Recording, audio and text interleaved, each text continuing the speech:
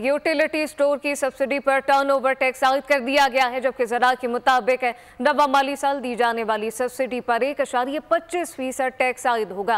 FBR को मजमूई तौर पर 60 अरब रुपए की सब्सिडी दी जाएगी।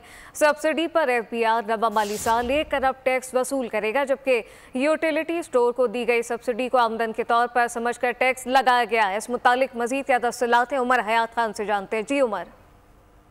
जी बिल्कुल, यूटिलिटी स्टोर्स को जो दी जाने वाली सब्सिडी है उस पर टर्नओवर टैक्स 1.25% आयद होगा और रवा माली साल जो FBR को 1 अरब रुपए टैक्स वसूली होगी इससे, और इसके साथ साथ जो यूटिलिटी स्टोर्स को मजमूई तौर पर 60 अरब रुपए की सब्सिडी दी जाएगी, उसमें से 50 अरब की जो सब्सिडी है वो पूरे साल की है, जबकि 10 अरब रमजान रिलीफ पैकेज के लिए दी जाएगी। और यूटिलिटी स्टोर्स को दी गई सब्सिडी को आमदन के तौर पर समझकर इस पर टैक्स लगाया गया है। ज़राए FBR ने बताया कि जो खास तौर पर ये आमदन होगी, इसी वजह से इस पर टैक्स भी आयद किया गया है और नुकसान में चलने वाली जो कंपनियां हैं उनकी आमदन पर 1.25% टर्नओवर टैक्स जो है वो आयद है।